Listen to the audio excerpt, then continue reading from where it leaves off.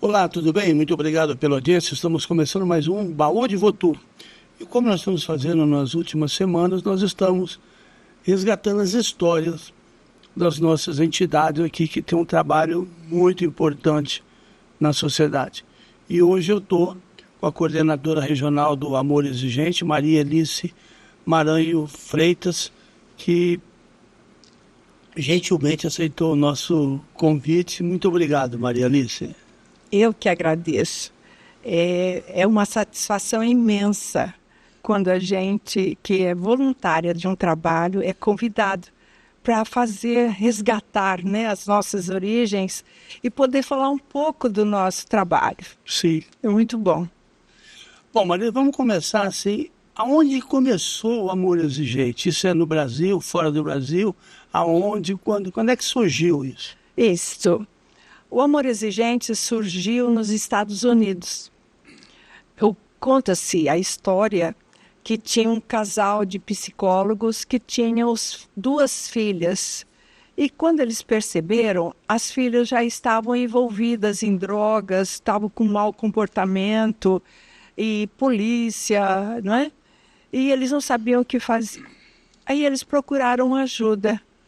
E aí, nessa busca de ajuda de um lado e do outro, eles resolveram conversar com os pais das filhas, amigas das filhas deles. E falou, olha, minhas filhas está acontecendo assim, e eu creio que elas são amigas, com certeza o problema é o mesmo. E daí, com a orientação de um professor, eles começaram a se trabalhar. Onde foi que eu errei? A pergunta que você fala. E aí foram marcando pontos. E aí, daí, surgiu o Amor Exigente, que surgiu até esse livro. Sim. Esse foi o primeiro livro escrito por eles. Sim. Escrito por eles. E disso daqui veio parar nas mãos de Padre Haroldo Ram, que é um jesuíta texano, naturalizado brasileiro, e que ele tinha um programa, já estava no Brasil já há muitos anos, e ele tinha um programa com jovens que tinham problemas de álcool e drogas. Quando ele recebeu esse livro, ele falou que leu assim no estalo. E falou, isso daqui vai servir para mim. Esse livro, ele é o quê? Ele fala dos princípios. Os princípios básicos do amor exigente. Só que aí, nesse livro aí, só tinham 10 princípios aí. Sim. Princípios do amor exigente. Tinham 10 princípios. E Padre Haroldo começou o trabalho. Nesse envolvimento, eu posso contando a história? Claro, vamos. Nesse envolvimento, surgiu a Dona Mara, que é a autora deste outro livro, Dona Mara Silvia de Carvalho Menezes. Dona Mara estava passando por um desafio muito grande, que ela perdeu um filho que estudava medicina, e ele, vindo de São Paulo para Campinas, ele sofreu um acidente que foi um carro de um motorista alcoolizado, bateu, e ele veio a falecer. Então, Dona Mara estava muito, muito para baixo, vamos dizer, muito abalada, e já conhecia o Padre Haroldo de outras, que o Padre Haroldo fazia meditação, tinha uns trabalhos. O Padre Haroldo era de onde? O Padre Haroldo era de Campinas. Ele veio dos Estados Unidos para Campinas e ali ele fundou uma comunidade terapêutica. E ele já estava com essa comunidade, trabalhando nessa comunidade terapêutica. E convidou Dona Mara para ir lá. E Dona Mara se encantou pelo trabalho e resolveu estudar. E nesses estudos, ela falou assim, alguma coisa não está certa. Americano é de uma forma, brasileiro é de um outro. O americano, ele é mais forte, mais assim, agora o brasileiro já tem mais emoção, mais sentimental. Então, nós temos que adaptar este livro aos moldes brasileiros. Foi quando ela reviu todos os princípios e colocou mais 2. E nós tínhamos os 10 que iam até cooperação. Depois eu dou um toquezinho. E aí ela colocou exigência na disciplina e amor. Foi colocado 2 itens. Então, daí esse nome, sim, amor exigente, que o amor é grande e o exigente aqui é um pouco menor. Mas nunca deixar de ter um amor exigente, nunca deixar de ter uma firmeza nesse amor. Não só amor que faz tudo, mas um amor que exige, um amor que respeita.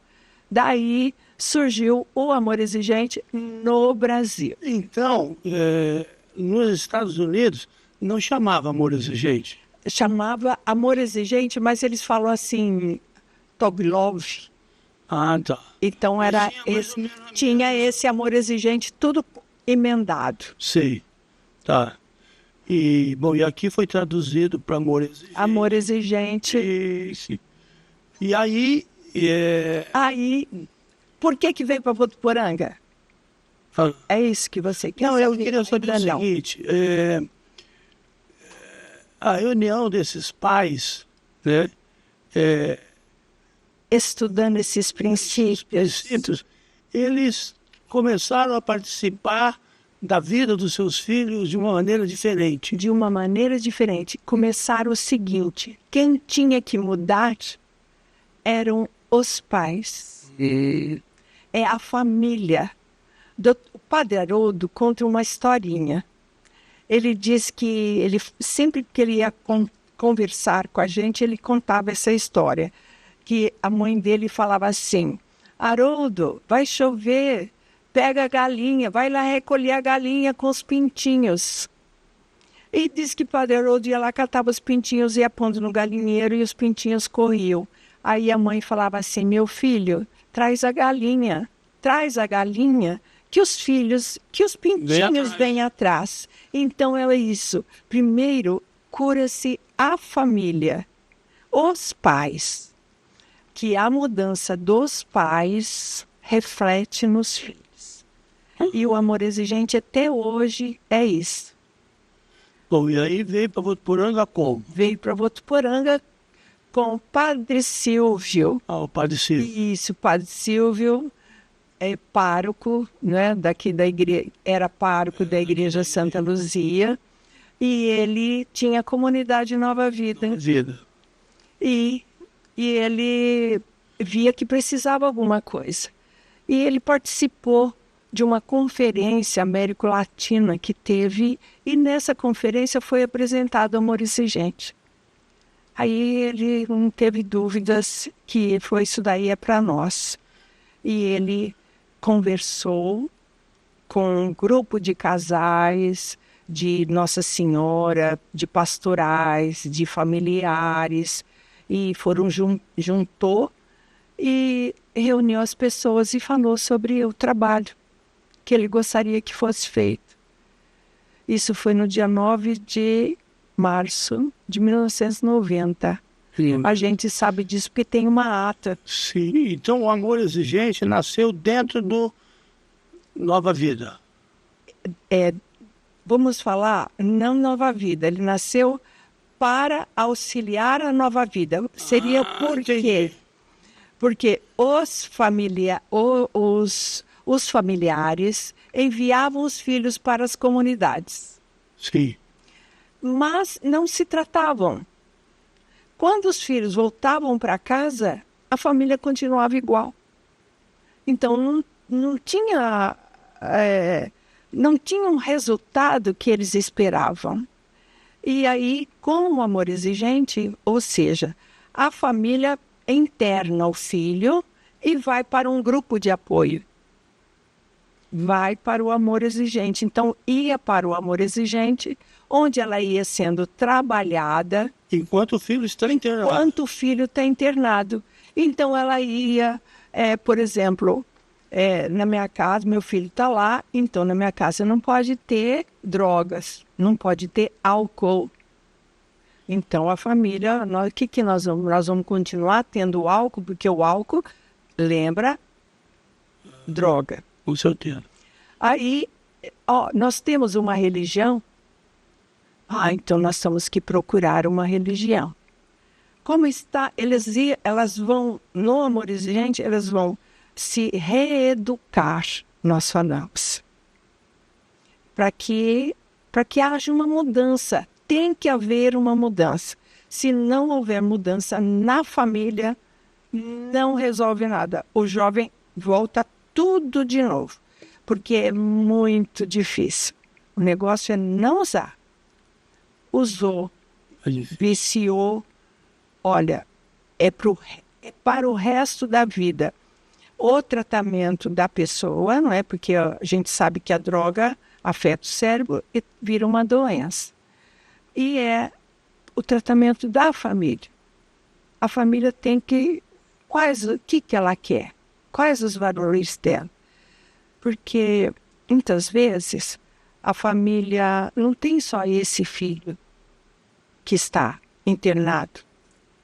A família tem os outros. E ela volta apenas para o filho. Então, mas deixa eu te perguntar uma coisa. Eu tive exemplo na minha família.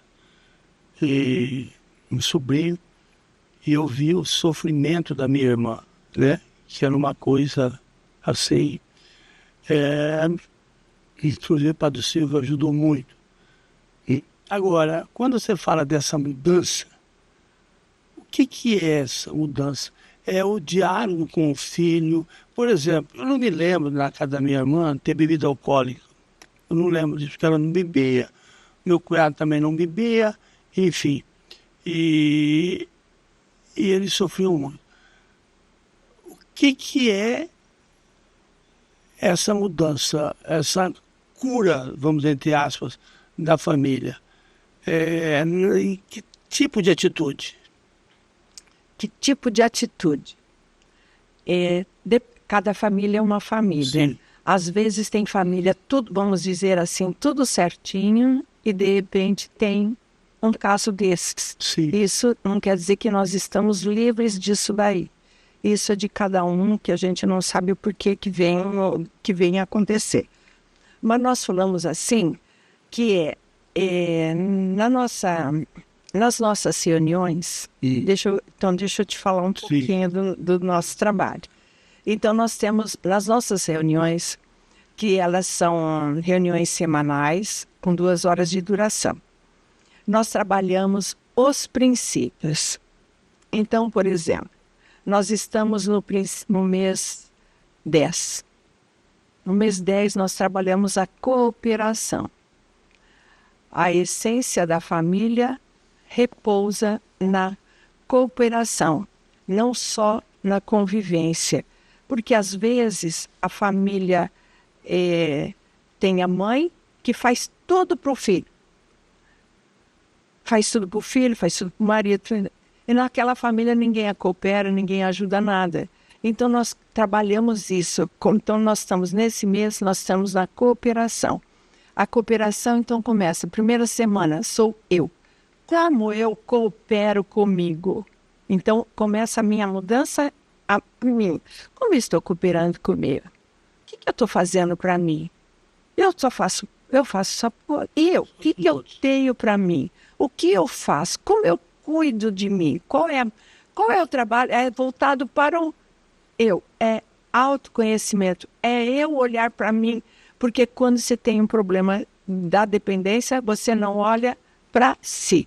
Sim. Então, é mudança. Isso é verdade. Começa a mudar o foco. Muda você. A outra semana sou eu e o outro, porque são o mês inteirinho nós vamos falar sobre cooperação. Eu e o outro. Como é eu e o outro? Como é o meu diálogo com o outro?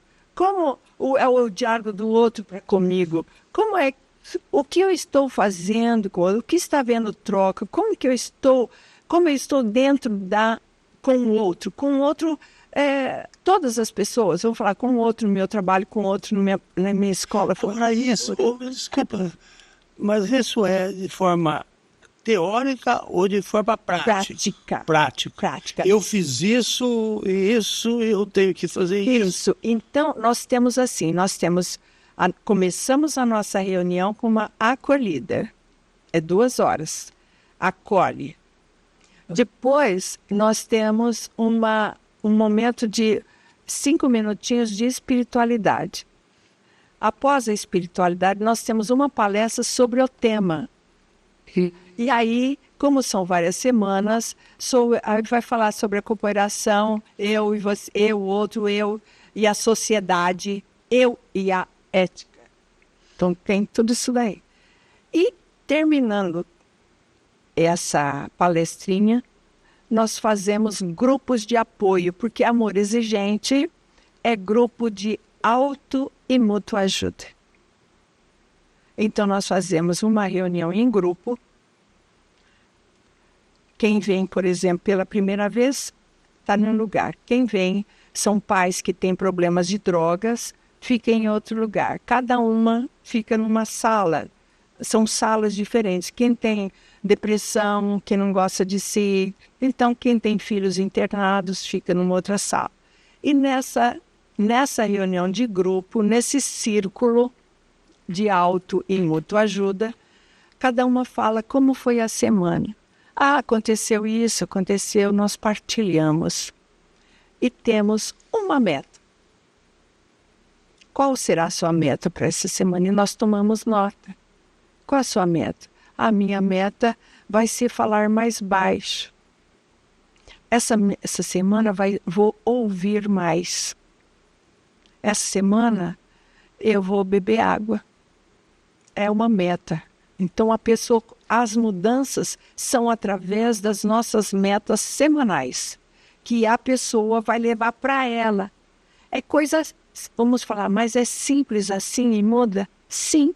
A vida é simples, as coisas são simples e nós complicamos e queremos ir de longe e está aqui do nosso lado as coisas. Deixa eu te fazer uma pergunta. Cada pessoa é uma pessoa, cada família é uma família, cada situação financeira, social, tal. Mas existe dentro dessas conversas que vocês têm, existe um fio que é mais ou menos aonde os nossos filhos entraram.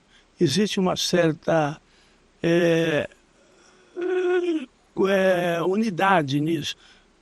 Todos os filhos que entraram em droga passaram por esse caminho ou não?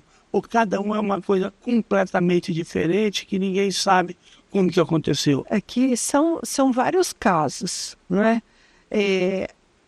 A gente fala assim, não, se você for para a faculdade, você Vira drogado. Se você for em tal lugar, você vira. É de cada um. Tem alguns que às vezes está ali, o outro está ali, ele sai de perto, isso aqui não é para mim, vem dele. Aí fala-se também, de acordo com a ciência, que a gente não fica estudando essas coisas. E nós estudamos as raízes culturais. Então, nas raízes culturais, vai lá atrás. Você tem um pai que já usou, você tem. Então, evite. Então, nós falamos sobre essa genética. Certo? Porque tem pessoas que a gente chegam a experimentar e fala, isso não é para mim. Sim. Que eu não quero. Mas tem pessoas que às vezes fumou aquilo ali, ele gostou do barato e eu quero isso. Maria Elisa, já faz muitos anos eu trabalhava no jornal e eu entrevistei 2 ou 3 pessoas. Eles eram de Santos. E um trabalho sobre drogado e tal. E um deles falou uma coisa que eu achei interessante. Ele falou assim, drogado é para quem pode, não é para quem quer. Eu falei, como assim? Ele falou assim, nós temos pacientes de 9 anos de idade que fumou maconha e ficou viciado no primeiro. Então tem gente que fuma maconha 2, 3 anos e não gosta e para. Quer dizer, depende muito do organismo da pessoa. Tem gente que não gosta mesmo e não adianta experimentar. É melhor que ninguém experimente, né? Mas, pelos que vocês estudam, existe isso, né? Tem gente que é mais susceptível Sim, a ficar dependente, né? sim, sim. Depende de cada um. Depende até, a gente fala assim, da estrutura familiar. Eu cheguei a conhecer jovem que esteve conosco em projetos que a gente já esteve aqui na cidade fazendo tudo. A mãe tinha sido presa, a mãe usava drogas, a mãe chegou a matar uma pessoa, mas esse rapaz, ele nunca bebeu e ele nunca usou droga. Então, a gente nunca sabe. Diz assim, que a gente vai ter um avião aí e te dou um paraquedas, um deles não tem. Você quer saltar? Então, né? E diz que é isso. Agora lá, que tipo de droga? É só drogas ilícitas ou é álcool também? Que de tudo tem. Lá tem quem usa droga, quem não usa droga, quem tem dependência Do joguinho? dos joguinhos tem surgindo tanto. Estão surgindo. Tem surgindo muito e as pessoas estão procurando porque estão muito, estão devendo muito. Isso é muito triste também. Mas, e tem pessoas que vão lá só depressão, porque eu gostaria de falar isso, sabe? Pode falar, vamos lá. Quando o Amor Exigente veio para cá, ele veio mesmo por causa por causa do problema da droga química, do álcool. Ele veio mesmo, trabalhava em cima disso. Hoje, já não. Amor Exigente, ele tem um leque.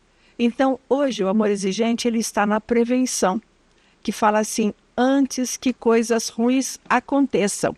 Que a gente tem até esse livro aqui escrito pela dona Mara, Prevenção. E nós temos Amor Exigente para pais, Amor Exigente para cônjuges.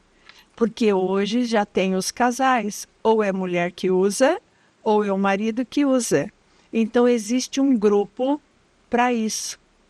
Nós temos a sobriedade, que são jovens que já usaram e que precisam estar na sobriedade. E temos o amor exigente, que nós chamamos sempre tempo, que é 70 mais, para adultos maiores, que já são famílias, que às vezes está só a mãe ou só o pai, moram sozinhos, e está buscando, tem a síndrome do ninho vazio, estão tristes, então tem esse grupo que nós chamamos de sempre é tempo de ser feliz. Você tem aquele que fala, maconha não vicia, faz 50 anos que eu fumo e não sou viciado. Né? Por que não? Você sabe o que é? Eu conheço várias. Tem gente que consegue, por exemplo, fumar maconha e trabalhar normalmente, né? Consegue escrever, consegue. E tem outros que fuma e fica completamente... né? Então, quer dizer, não é porque você não está, entre aspas, interferindo na sua vida, no seu trabalho, que você não está viciado, né? Desde que você fuma constantemente, você está viciado. A gente fala, mas eu já fumo tanto e não viciei. Mas se ela for analisar um pouquinho, levar um pouco para trás, faz uma autoanálise da sua vida, vê o que você poderia ter conquistado, vê o que o seu amigo que não fez isso já conquistou. Porque o que eu sei da maconha é que ela faz mal, ela pode deixar você esquizofrênico, ela tem. Pode não te trazer, mas o negócio vai vindo. Igual mesmo o álcool. Não, é só socialmente, mas a pessoa vai ficando.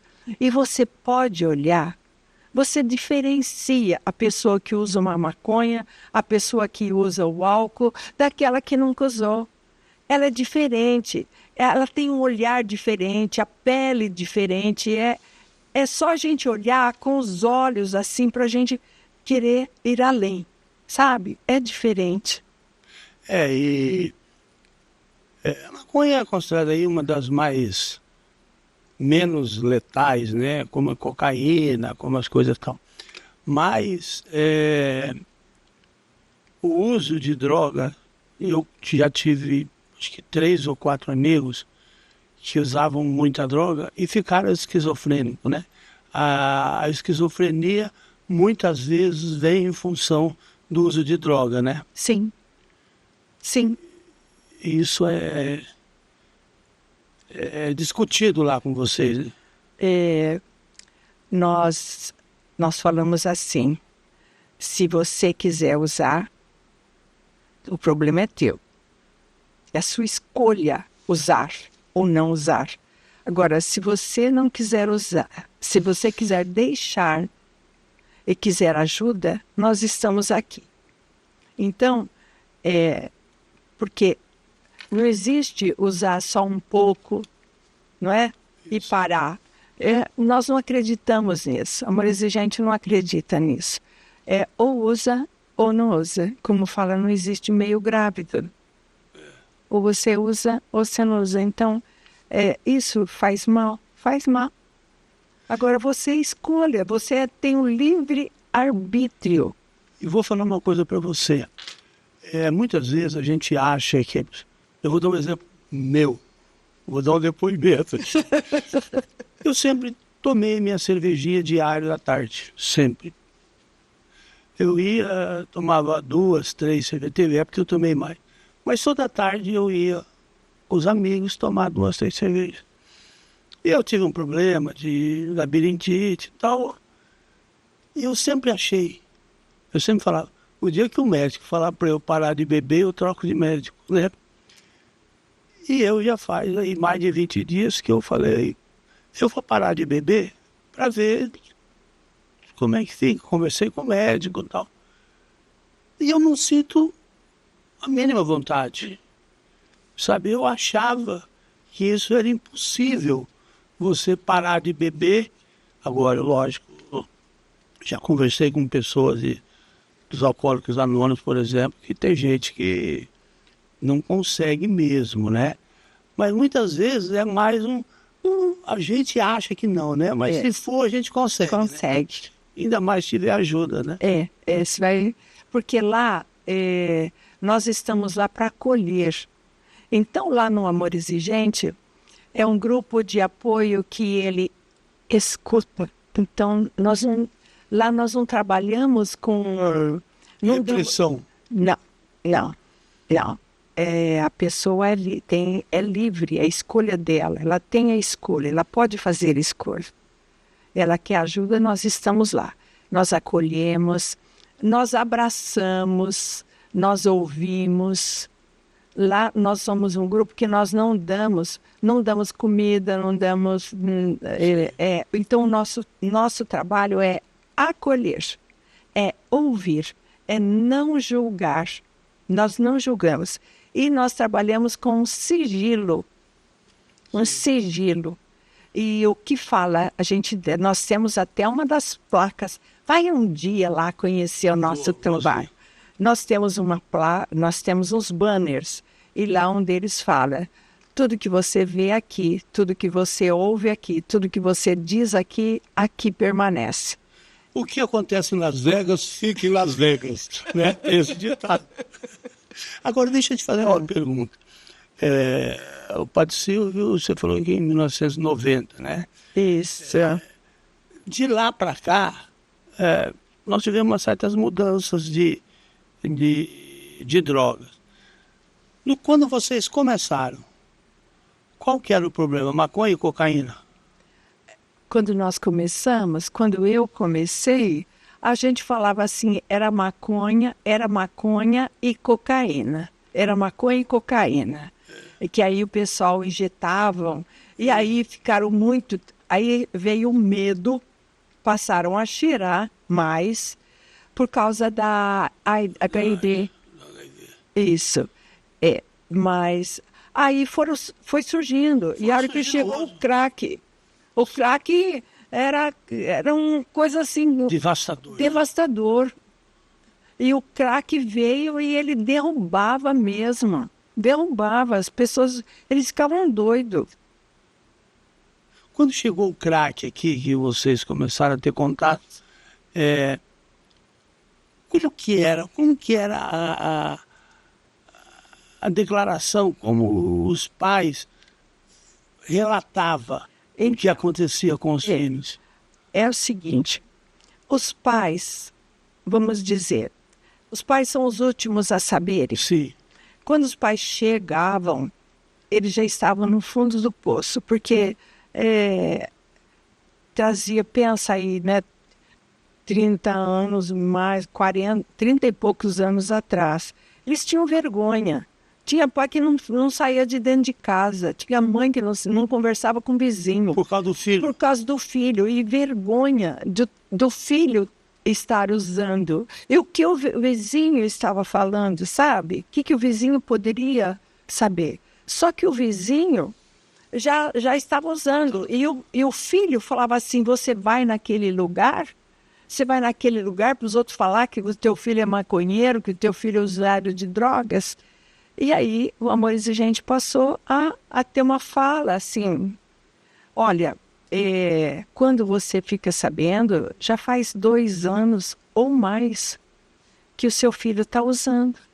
O seu vizinho está cansado de saber. Então é mais fácil você vir e falar assim, olha, eu estou buscando ajuda, o que você pode fazer por mim? Você pode rezar para mim? Falar para o vizinho. Então é isso. E os pais eles vinham arrasados, sem condições de tomar atitude nenhuma, porque o filho pode ser um bandido, ele pode ser um assassino, ele pode ser o que for, mas ele é meu filho. É o teu filho. É meu filho. Então, tudo que eu puder fazer para salvar o meu filho, eu vou fazer, eu quero fazer. E a hora que os pais só olham para esse filho. Agora deixa eu te fazer outra pergunta que me veio aqui. Há muitos anos, desde quando eu sou adolescente, mas é que quando eu era adolescente só tinha maconha, né? E depois. Mas já era uma coisa, né? Aí depois, eu sempre ouvi isso, que uma das coisas que levam, o filho a abusar da droga, é que o pai dá tudo para ele. Eu quero um carro, o pai vai lá e compra um carro.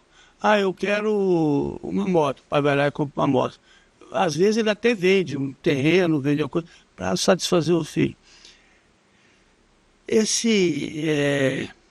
Essa inundação de presentes, esse monte de presente que os pais dão para os filhos, eu acho que muitas vezes para amainar um pouco a sua culpa, isso também é prejudicial? É prejudicial, porque ele deixa de conquistar. O filho deixa de fazer conquista, de ter sonhos. Porque é importante, é gostoso falar assim, eu vou começar a guardar um dinheirinho, eu vou trabalhar, vou guardar um dinheiro porque eu quero fazer isso. Eu quero pagar minha carta de motorista, sabe? Eu quero ter a minha moto, eu quero ter isso. E muitas vezes o pai quer satisfazer. Eu nunca tive, foi tão duro eu ter feito o meu. Mas, só que ele aprendeu, foi uma conquista. Então, o filho conquistar essa conquista é muito boa, é muito bom para o crescimento do filho, sabe? E o que a gente vê? O filho vai para uma internação, fica lá um período. Agora fica só 6 meses. Antes era 9, né? Antes era 9. Antes era 9. E se ele não fizesse certinho, ele ia ficando até ficar bem para voltar. E agora ele só fica 6 meses. Então é um período pequeno para ele apenas vamos falar assim, se limpar um pouco, se preparar um pouco, nem isso, nem tem preparação. Um período longe. E aí, quando o filho chega, o pai faz um churrasco. Churrasco lembra Cerveja. Cerveja, música. Na cerveja ele toma uma e dá vontade de usar. Aí o pai, vou te dar uma moto. Nossa, agora ele precisa. Dá de presente. Dá de presente uma moto. Aí já quer que ele já vai trabalhar, e já quer que ele vai para a faculdade, e quer realizar sonho que o filho ainda não está preparado. Não é sonho do filho, é sonho do pai. Então, e aí as coisas não dão certo. Ai, meu filho recaiu de novo. Então, por isso que a gente tem que falar a mudança. É aí que entra essa mudança que você falou para mim. Mudança de valores para a família. O que nós temos que mudar na nossa casa? É a pessoa se analisar, o casal. Mas você sabe de uma coisa? Hoje o pessoal tem muita pressa. Eles querem que as coisas aconteçam. E amor exigente, ele não tem uma receita pronta. Não tem um prazo. Não tem. Não tem, porque eu estou lá já desde... eu falo final de 92, 93, por aí que eu fui para o amor exigente. E fiquei. Agora você está falando uma coisa que agora me despertou.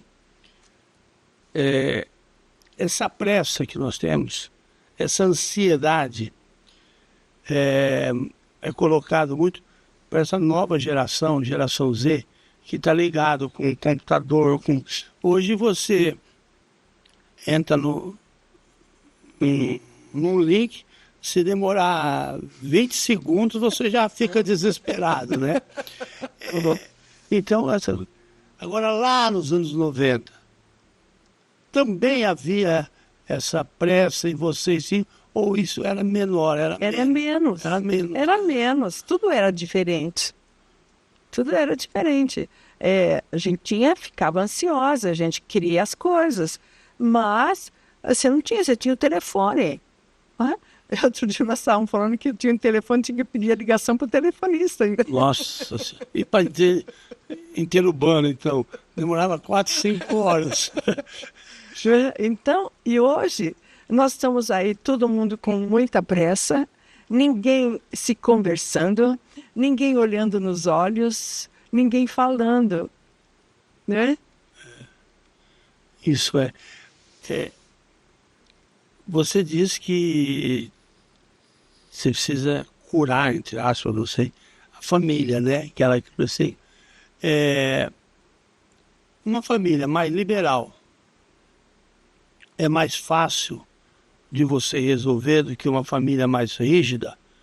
Como que é isso? Porque a gente ouve falar, os mais antigos aí, meu pai olhava para mim e me batia, minha mãe me batia, e eu estou aqui, não sou nenhum bandido e tal.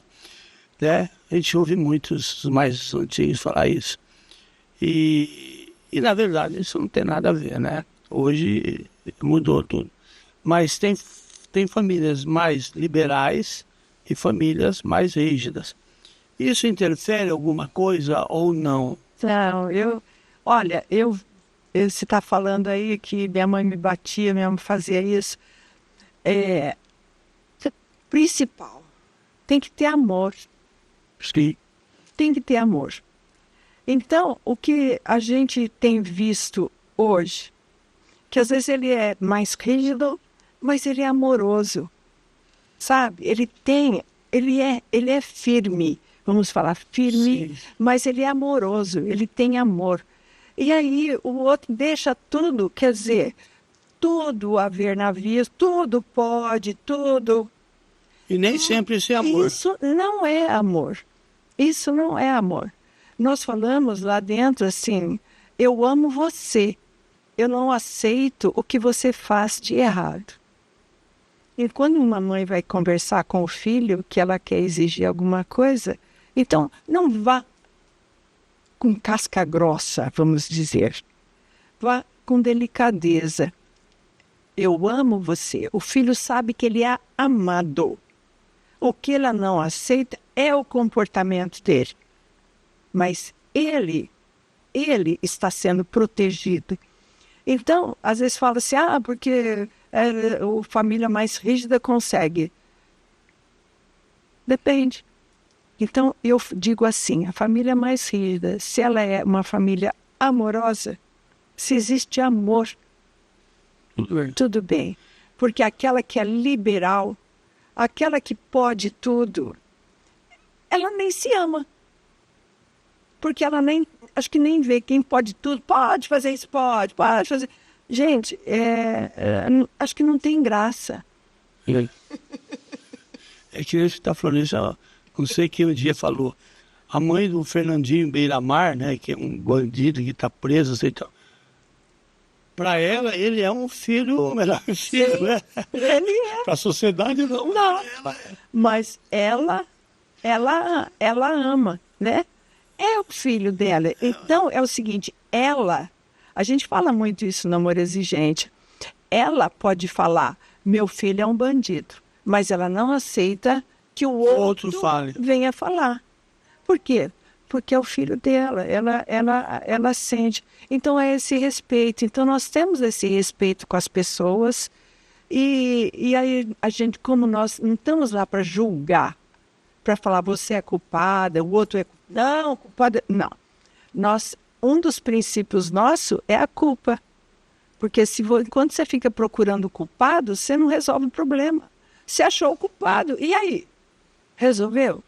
Não, só sei que ele foi ele. Tá bom, mas e aí? O problema continua. Então vamos cuidar do problema? Olha, você está falando, então, pelo que eu estou vendo, o Amor Exigente não é um trabalho apenas direcionado para droga, para depressão. É uma discussão bem ampla de vida, né? De vida, é qualidade de vida. É viver melhor. Quando eu fui para o Amor Exigente, eu era recém-aposentada. Eu tinha aposentei muito nova, aposentei na CESP.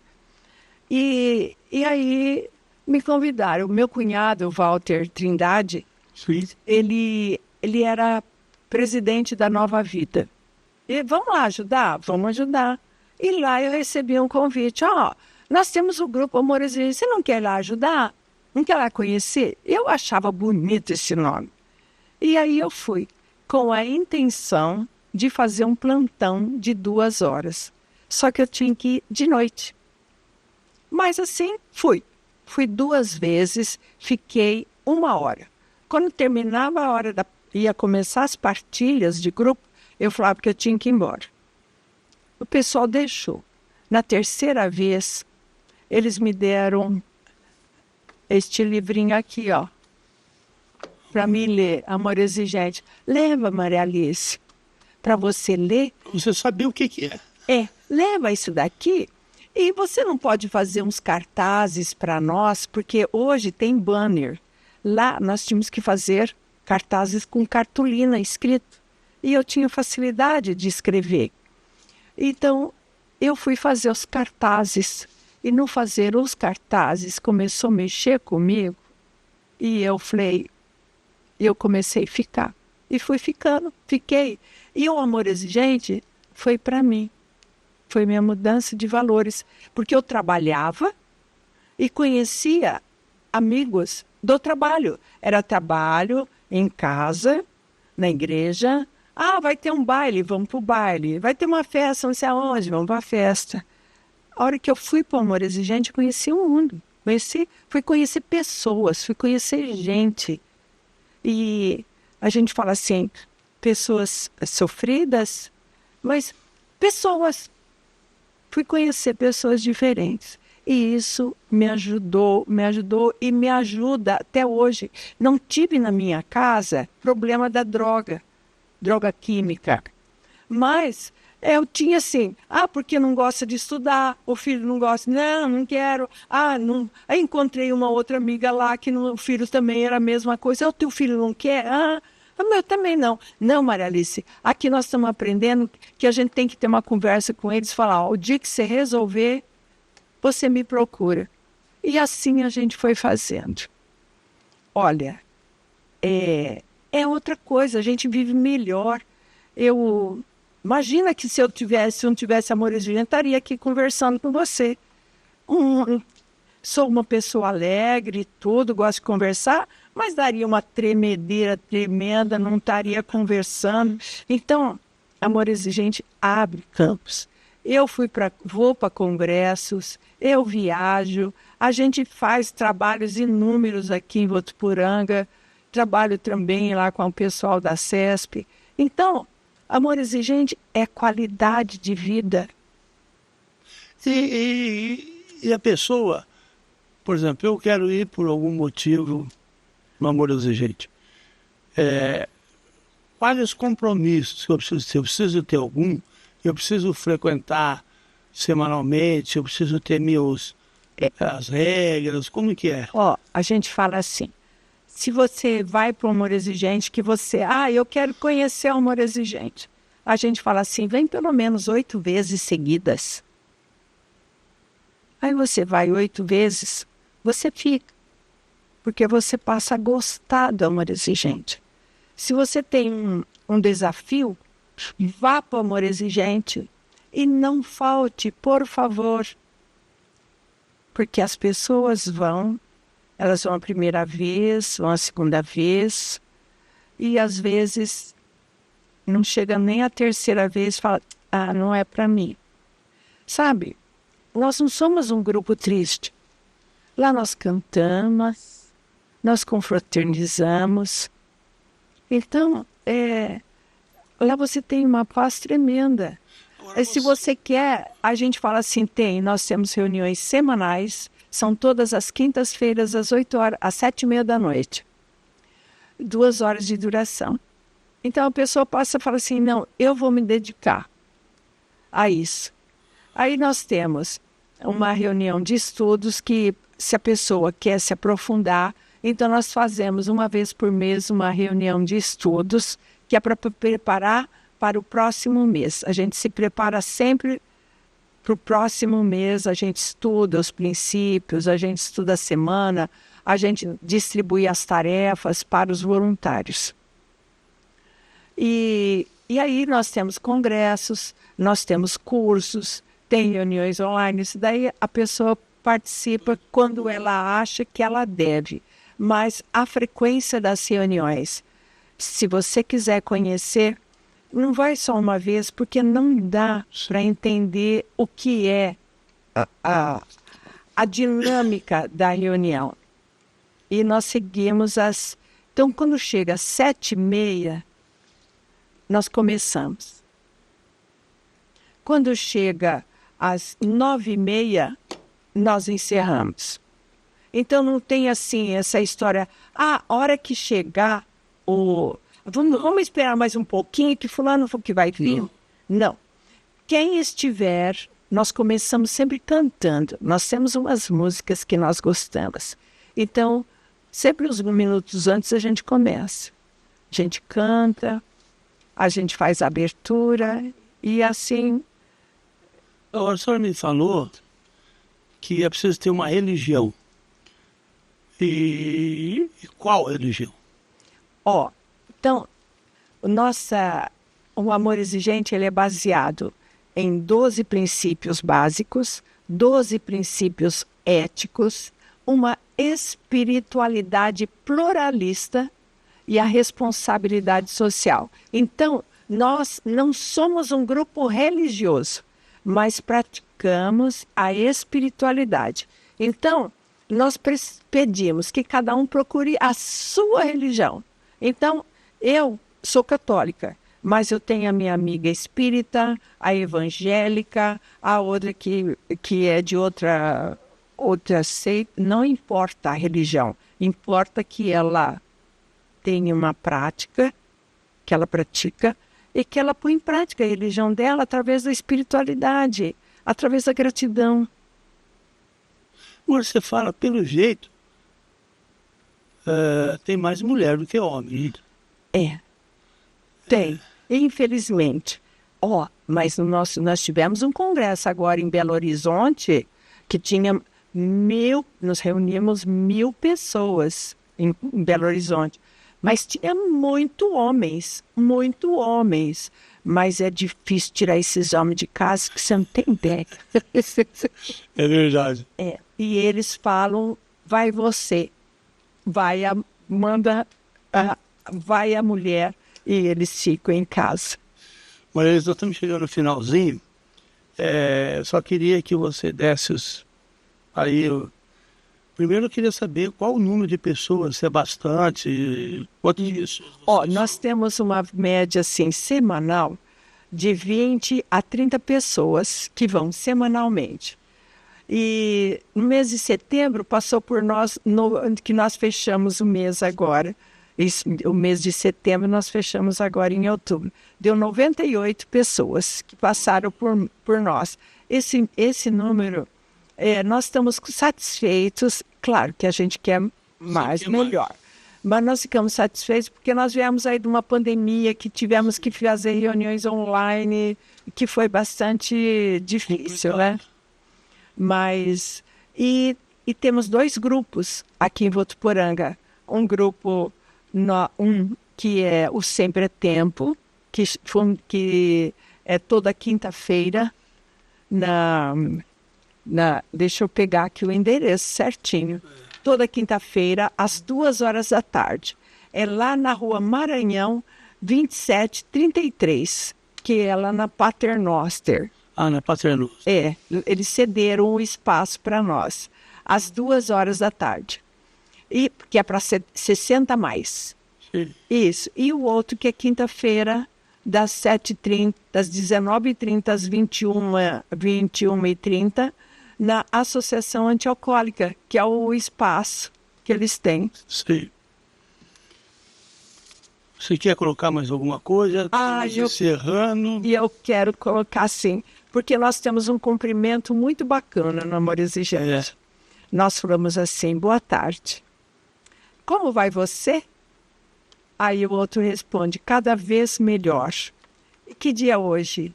É o primeiro dia da minha nova vida. A resposta. Então, muito obrigado. E esse dia vai ficar marcado. Tá bom, muito obrigado por você ter vindo. E quem quiser conhecer, onde que é? É na Padre Isidoro Cordeiro Paranhos, na sede da Associação Antialcoólica. Lá na sede da Associação. Às 19h30, toda quinta-feira. Pode chover, pode fazer frio, pode ser feriado. Amor Exigente está presente. Tá bom, Maria Elisa, muito obrigado. Obrigada. Bom, e assim nós terminamos mais um Baú de Votu. Muito obrigado pela audiência e esperamos a próxima semana com mais um convidado. Até lá.